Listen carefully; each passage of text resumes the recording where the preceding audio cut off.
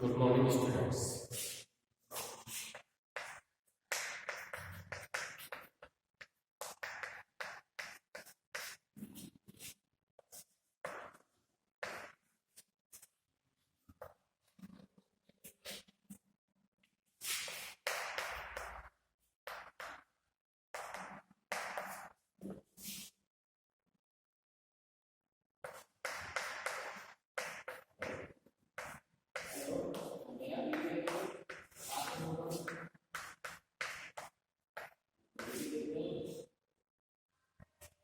Asia भूगोल discuss कर रहे हैं, जिसमें हम लोग टॉपिक पढ़ रहे थे सेपरेट देश के बारे में। जैसे पिछले क्लासेस के अंदर हमने इंडोनेशिया के बारे में डिस्कस किया था, जापान के बारे में डिस्कस किया था।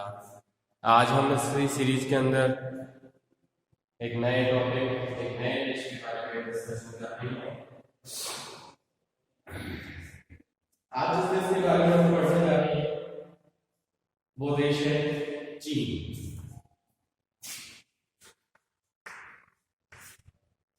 चीन के बारे में आज हम इस क्लास के अंदर डिस्कस करेंगे। चीन सभी को पता है, वर्तमान समय के अंदर पूरे विश्व का, आधुनिक युग का एक महत्वपूर्ण देश के रूप में है, जिसे ग्रेट चाइना भी कहा जाता है। और महत्वपूर्ण देश तो है ही, साथ ही साथ ये विश्व का सबसे अधिक जनसंख्या वाला देश भी है, यानी कि कंट्री ऑफ मोस्ट पॉपुलेटेड।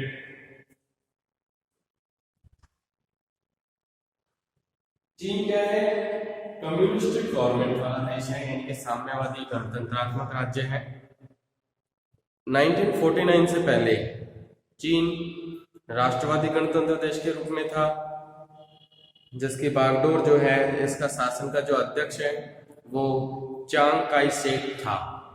उसके बाद में वर्तमान समय के अंदर चीन एक साम्यवादी गणतंत्र देश के रूप में है, जिसके शासन के साम्यवादी नेता जो हैं वो हुआ फेंग हैं, जिनके मतलब जो इस शासन व्यवस्था के अध्यक्ष के रूप में हैं।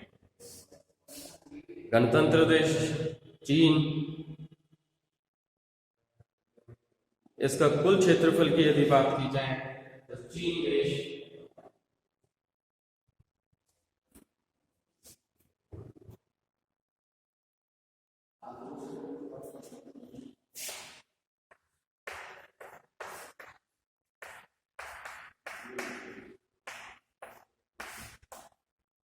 इस देश के कुल क्षेत्रफल की बात की जाए, ये देश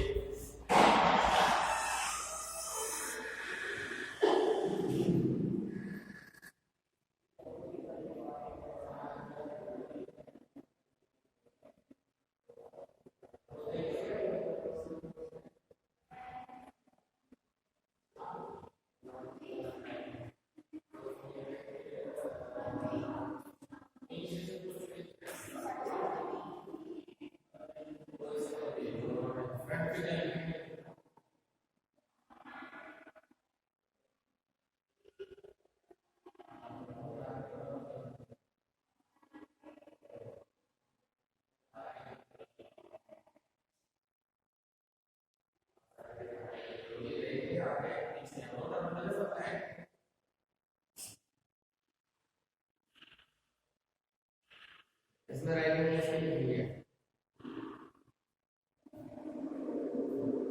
इसमें देखिए मैं आपको मास्टर लिखता हूँ।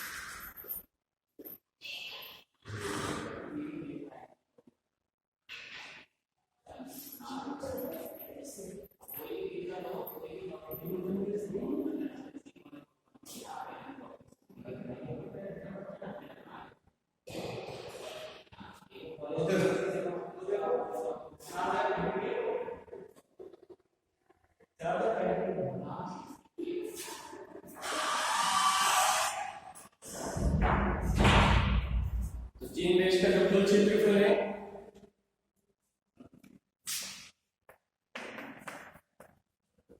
95,72,900 वर्ग किलोमीटर का पूरा क्षेत्रफल चीन देश का है, जो पूरे विश्व का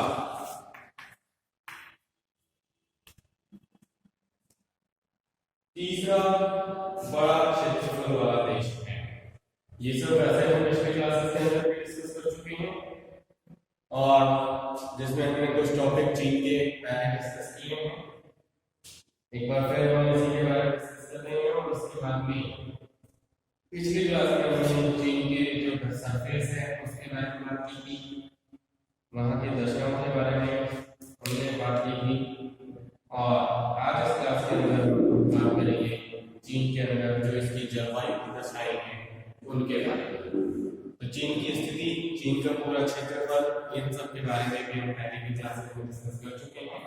तो अब हम बात करते हैं चीन के अंदर पाई जाने वाली जलवायु है उससे संबंधित जो दशाएं यहाँ पर विकसित हुई है उसके बारे में हम बात कर रहे हैं।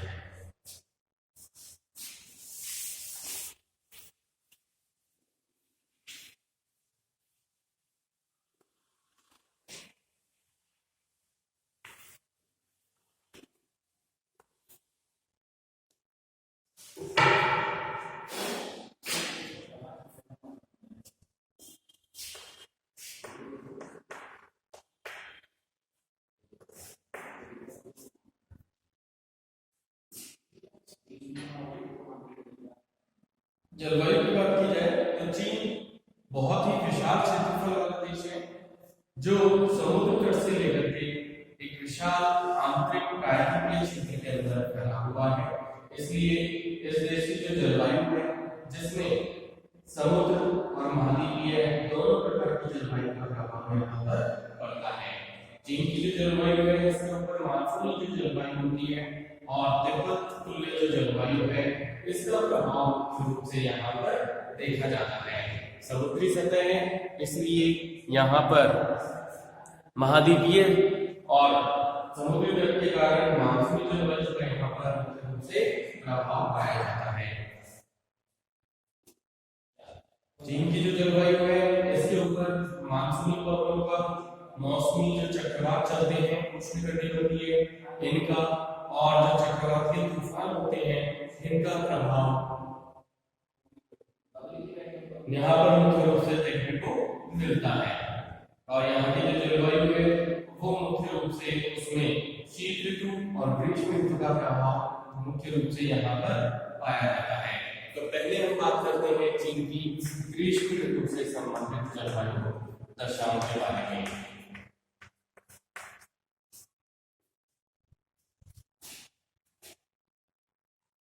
ग्रीष्म ऋतु के समय में सूर्य की जो किरणें होती हैं वो कर्क रेखा पर जब सीधी चमकती हैं, यानी कि जून के महीने में जब ट्रॉपिक ऑफ कैंसर के ऊपर कर्क रेखा के ऊपर सूर्य की किरणें सीधी चमकती हैं, जिसके कारण एशिया महाद्वीप का अधिकांश जो भाग होता है वो इस ऋतु के अंदर यानी कि ग्रीष्म ऋतु के अंदर मैक्सिमम टेम्परेचर की प्राप्ति करता है। क्यों? क्योंकि सूर्य की किरणें सीधी यानी कि लंबवत रूप में कहां पर चमक रही हैं? भूमध्य रेखा से उत्तरी क्षेत्र के अंदर यानी कि उत्तरी गोलार्ध में, और एशिया महाद्वीप का जो लगभग क्षेत्र है वो उत्तरी गोलार्ध के अंदर ही फैला हुआ है। इसलिए उत्तरी गोलार्ध के अंदर ही मुख्य रूप से ग्रीष्म ऋतु के अंदर मैक्सिमम टेम्परेचर प्राप्त किया जाता है। उत्तरी गोलार्ध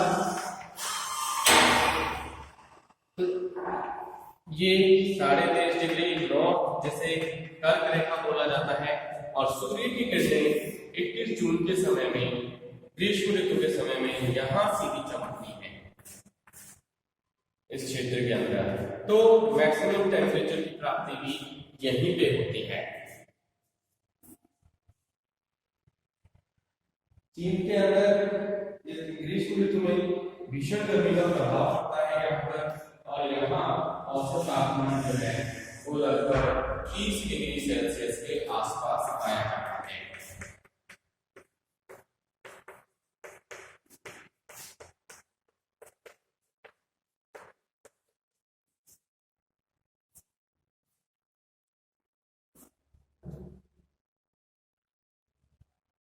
इस ऋतु के अंदर औसत तापमान लगभग 30 डिग्री सेल्सियस के आसपास पाया जाता है। और ग्रीष्म ऋतु जो चीन के अंदर है ये मुख्य रूप से अप्रैल से सितंबर के बीच में इसका प्रभाव पड़ता है। ग्रीष्म ऋतु चीन के अंदर अप्रैल महीने से लेकर के सितंबर के महीने तक ग्रीष्म ऋतु का प्रभाव यहाँ पर पाया जाता है। और अधिकतम तापमान जो है वो जुलाई के महीने में जो इसका तूफान नगर है वहां पर पाया जाता है। यहाँ पर जो तापमान है वो लगभग 46 डिग्री सेल्सियस से भी ऊपर तक चला जाता है। इसी समय तेज गर्म हवाएं चलती हैं जिनको लू के नाम से जाना जाता है। इसी तरीके से उत्तर की ओर जो तापमान है यानी कि इसके उत्तर की ओर का जो क्षेत्र है यहाँ पर तापमान में कुछ कमी आती है। कारण क्या है? उच्च अक्षांश में जाने पर टेम्परेचर कम हो जाता है। और बीजिंग यानी कि पीकिंग जो चीन की राजधानी है वहां का तापमान 27 डिग्री सेल्सियस के आसपास रहता है। इस ऋतु के अंदर जो हवाएं हैं वो मुख्य रूप से समुद्री क्षेत्र से लेकर के स्थल की ओर इन हवाओं का प्रभाव होता है। तो ऐसी कंडीशंस पाई जाती हैं ग्रीष्म ऋतु के अंदर चीन देश के अंदर। इसके बाद दूसरी ऋतु आती है यहाँ पर शीत ऋतु।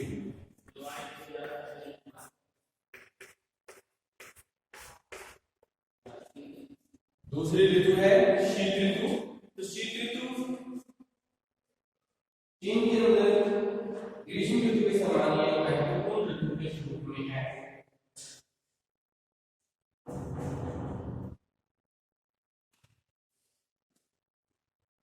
शीत ऋतु के समय में चीन का जो मध्यवर्ती भाग है यहाँ जो हम कहेंगे मध्य एशियाई क्षेत्र के अंदर गोबी का जो मरुस्थल है वहां पर उच्च वायुदाब का केंद्र बनता है। यानी कि गोबी के मरुस्थल के ऊपर उच्च वायुदाब केंद्र विकसित होता है जिस कारण से शुष्क और ठंडी हवाएं जो है वो स्थल से समुद्र की ओर चलने लगती हैं। ये हवाएं स्थल क्षेत्र से चलती हैं। शीत ऋतु का समय है तो ये ठंडी होती हैं और उत्तरी और मध्य चीन में जब ये प्रवाहित होते हुए जाती है ये हवाएं तो वहां पर तापमान को कम कर देती है जिससे उस क्षेत्र के अंदर तापमान में गिरावट आ जाती है। इसी ऋतु के समय में उत्तरी चीन के अंदर जो औसत तापमान होता है यानी कि शीत ऋतु में उत्तरी चीन के अंदर औसत तापमान -12 डिग्री सेल्सियस पाया जाता है उत्तरी चीन के अंदर। और मध्यवर्ती चीन जो है वहां पर तापमान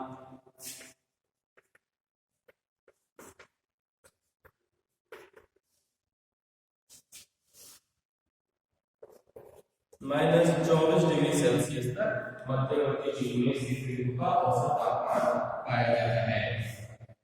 पूरे उत्तरी और मध्य चीन के क्षेत्र में बर्फ का विस्तार पाया जाता है। शीत ऋतु में पूरे क्षेत्र के अंदर स्नोफॉल होता है जिससे यहाँ पर बर्फ जम जाती है।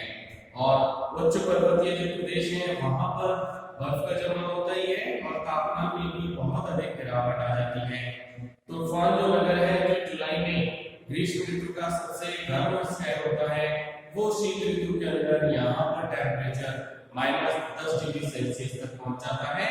और चीन की जो राजधानी है पीकिंग उसका टेम्परेचर शीत ऋतु के अंदर -40 डिग्री सेल्सियस तक पहुंच जाता है। इसी तरीके से जो मंचूरिया प्रदेश है इसका उसके हॉर्बिन के अंदर हॉर्बिन जो इसका नगर है वहां पर औसत तापमान -22 डिग्री सेल्सियस तक पहुंच जाता है शीत ऋतु में। और दक्षिणी चीन के अंदर जो औसत टेम्परेचर है वो लगभग 8 डिग्री सेल्सियस तक पहुंच जाता है। और इसी तरीके से जो केंटन नगर है चीन का वहां का जो तापमान है वो -12 डिग्री सेल्सियस के आसपास पाया जाता है। और इसी ऋतु में उत्तरी चीन के अंदर तेज बर्फीले तूफानों का विस्तार पाया जाता है उनका प्रभाव यहाँ पर पाया जाता है।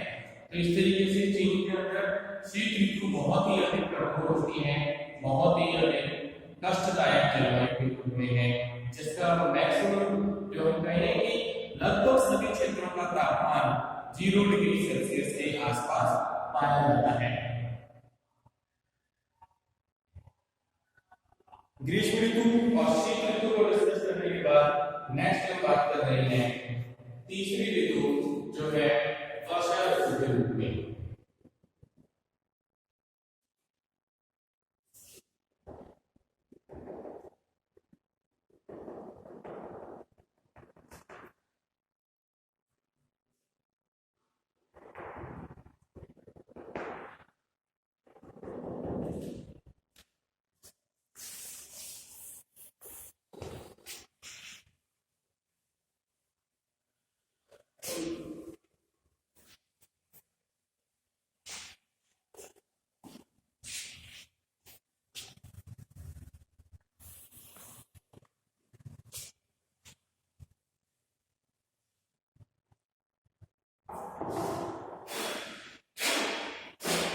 नेक्स्ट ऋतु आती है वर्षा ऋतु के रूप में।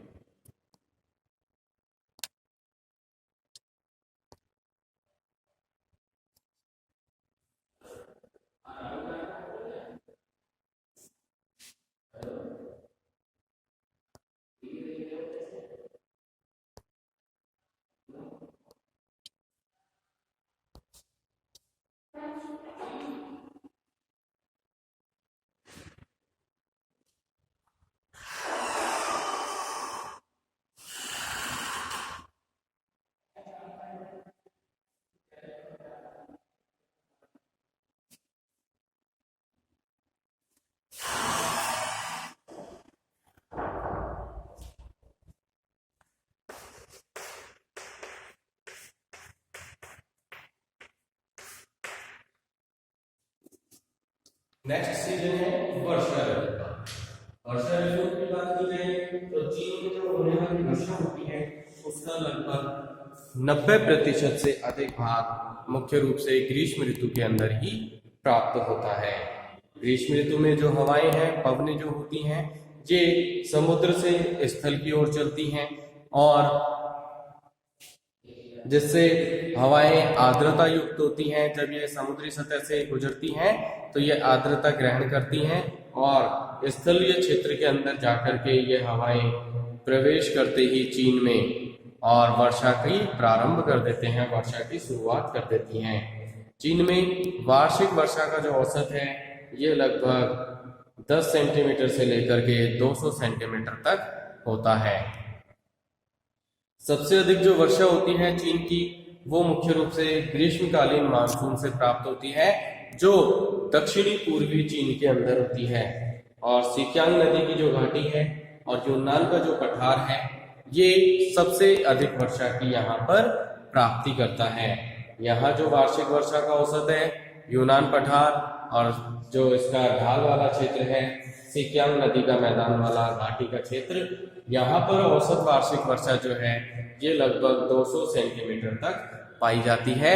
और जैसे जैसे उत्तर दिशा की ओर जाते हैं तो वार्षिक वर्षा के औसत में भी कमी आती जाती है।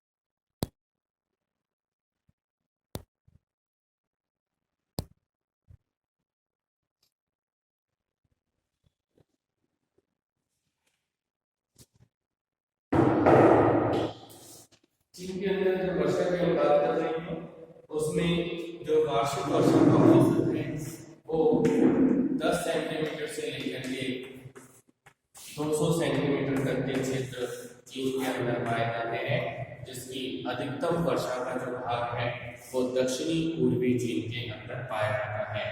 और इसमें जो क्षेत्र है सिंकियांग नदी का मैदान, उसकी घाटी का क्षेत्र, और जो यूनान का पठार है यहाँ पर ये जो ढाल है ये सबसे अधिक वर्षा की प्राप्ति करता है, जहाँ वार्षिक वर्षा का औसत लगभग 200 सेंटीमीटर का होता है।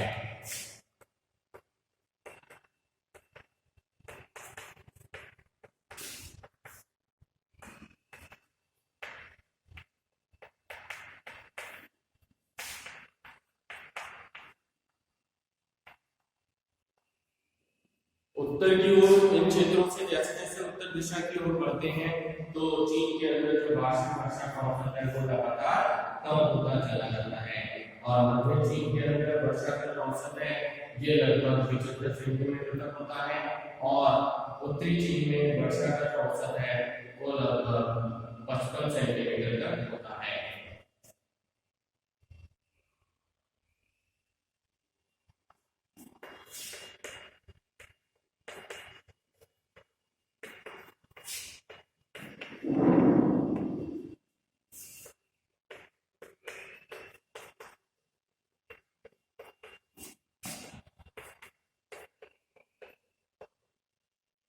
उत्तरी चीन के अंदर जो वर्षा का औसत है वो लगभग 55 सेंटीमीटर तक पाया जाता है। शीत ऋतु के अंदर कुछ वर्षा जो है वो समुद्रों को पार करती है, और पार करने के बाद वापस से चीन के दक्षिणी तट के ऊपर प्रवेश करती है, और प्रवेश करने के बाद ये हवाएं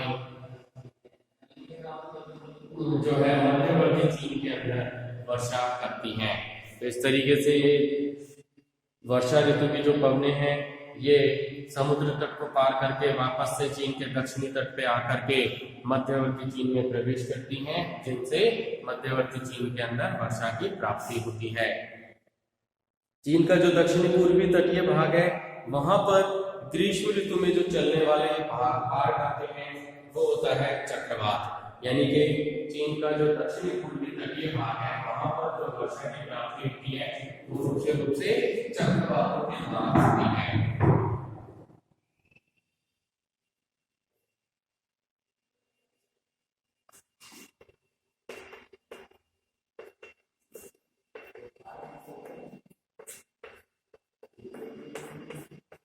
दक्षिणी पूर्वी जो तटीय भाग है वहां पर जो चलने वाले चक्रवात होते हैं उनके द्वारा अधिकतम वर्षा की प्राप्ति की जाती है, और ये जो चक्रवात होते हैं इन्हें यहाँ पर टाइफून के नाम से जाना जाता है।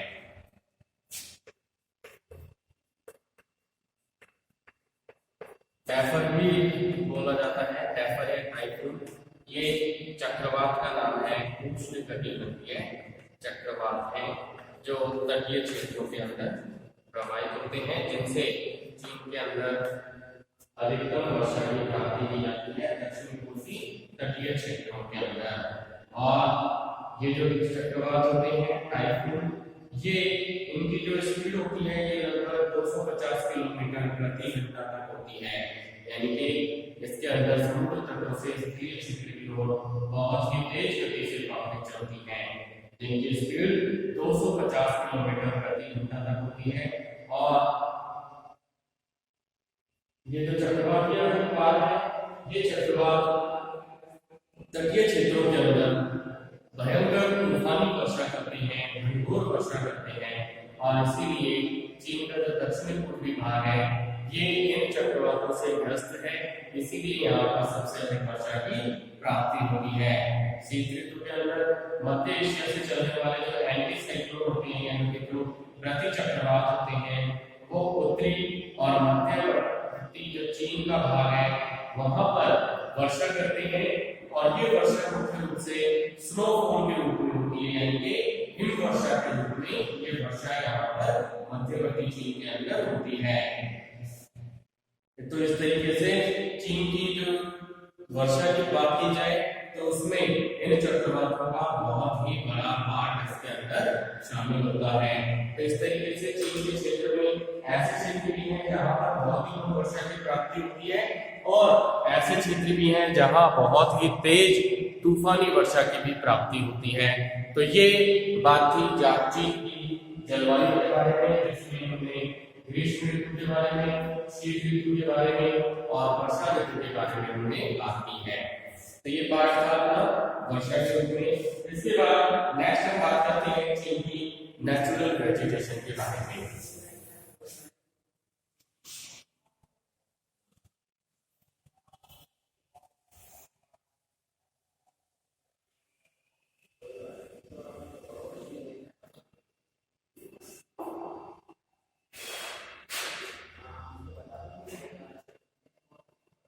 इसके बाद हम बात कर रहे हैं चीन की प्राकृतिक वनस्पति के बारे में।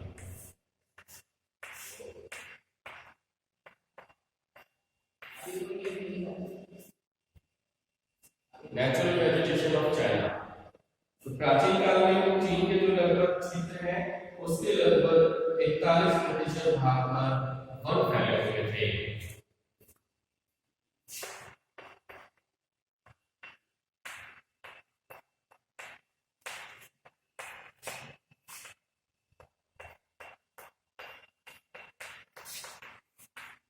यानी कि प्राचीन काल की बात की जाए तो चीन के कुल क्षेत्रफल के लगभग 41% क्षेत्र के ऊपर वनों का विस्तार पाया जाता था। लेकिन समय के साथ साथ और टेक्नोलॉजी का जितना अधिक विकास हुआ है उसके साथ साथ डेवलपमेंट के लिए इन वनों को बहुत ही अत्यधिक तेज गति से काट दिया गया। और वर्तमान समय की बात की जाए तो चीन के कुल जो क्षेत्रफल है उसका लगभग 21.2% भाग के ऊपर ही वनों का विस्तार पाया जाता है। वर्तमान समय की बात की जाए तो चीन के लगभग 21.2% भाग के ऊपर ही वनों का विस्तार पाया जाता है, जो प्राचीन काल का लगभग आधा रह गया है। आधे से भी कम पार्ट हो गया है जहां पर वनों का विस्तार लगातार बढ़ता जा रहा है।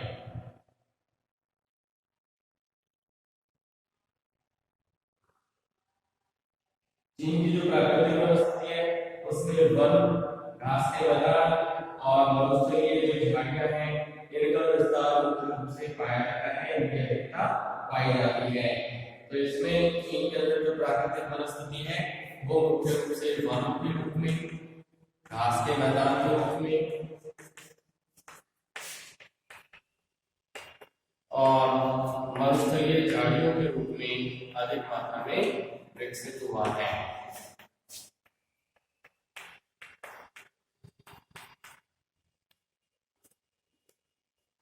वनों की बात की जाए तो चीन का जो विशाल क्षेत्रफल है उसके कारण यहाँ पर जलवायु संबंधी विविधताएं यानी कि विभिन्नताएं यहाँ पर बहुत अधिक मात्रा में पाई जाती हैं और जिनके कारण यहाँ पर बहुत ही अनेकों प्रकार के वनों का यहाँ पर विस्तार पाया जाता है।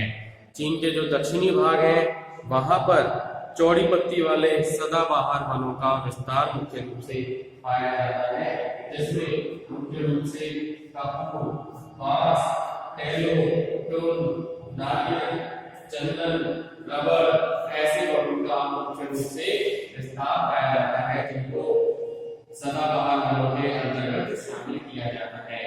इसी तरीके से जो चीन का दक्षिणी पूर्वी भाग है वहां पर मानसूनी प्रदेश के अंदर पतझड़ वनों का विस्तार पाया जाता है, जिनमें पोपलर, एल्म, शाहबलूत, एश ऐसे वृक्षों का मुख्य रूप से यहाँ मानसूनी प्रदेश के अंदर हम बात कर रहे हैं।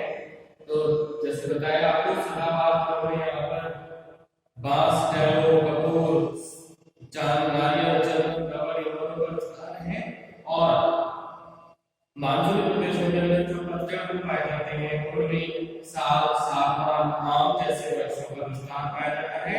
और चीन के जो उत्तरी पूर्वी भाग है जहां पर शीतोष्ण सदाबहार वनों का विस्तार पाया जाता है उनमें मुख्य रूप से पोपलर, एल्म, शाहबलूत, एश ऐसे वृक्षों का मुख्य रूप से यहाँ पर विस्तार होता है।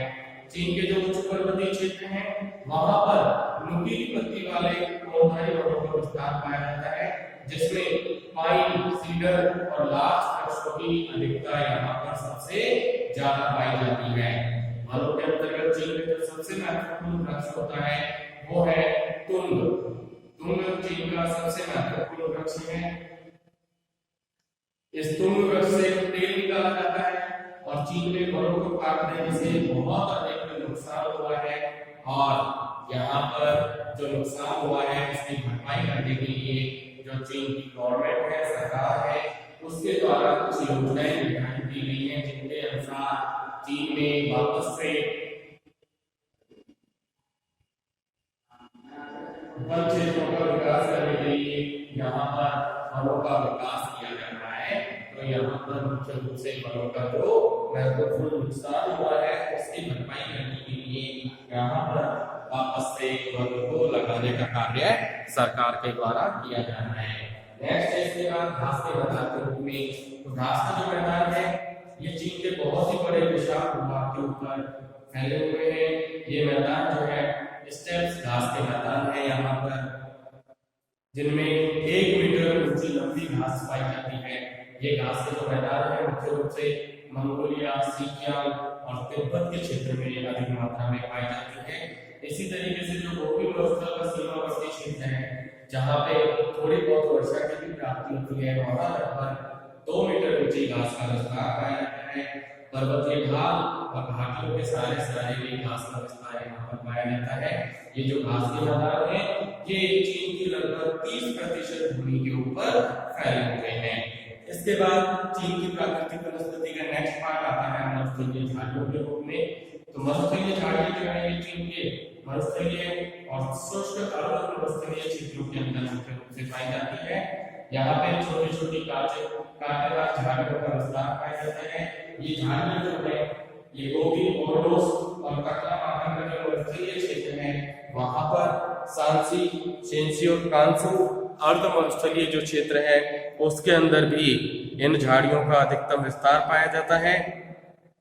शुष्क भागों के जो नाले हैं और जो जल प्रवाह के स्रोत हैं उनके पास में छोटी छोटी कांटेदार झाड़ियां यहाँ पर स्वतः ही उग जाती हैं।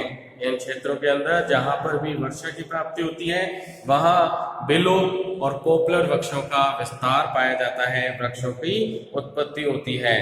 2005 के अंदर चीन में लगभग 1300 लाख हेक्टेयर भूमि से भी ज्यादा भूमि के ऊपर वन, घास के मैदान और झाड़ियों के अनेकों प्रकार की प्राकृतिक वनस्पति का विस्तार चीन में पाया जाता था, जिसमें से 26 लाख हेक्टेयर भूमि के ऊपर इमारती के वनों का भी विस्तार यहाँ पर पाया जाता था। अधिकांश जो इमारती वन है वो मुख्य रूप से हेलोंग, जियांग, सियुआन और यूनान प्रांत के अंदर पाए जाते हैं।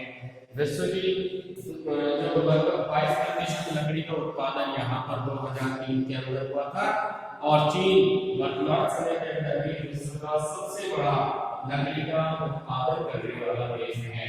तो यहाँ धीरे धीरे वापस से वनस्पति का विस्तार किया जा रहा है, जिसके द्वारा यहाँ पर एक बार पुनः वही स्थिति डेवलप हो सके, इसलिए यहाँ पर विभिन्न योजनाओं का निर्माण करके और इस क्षेत्र में वनों को विस्तार किया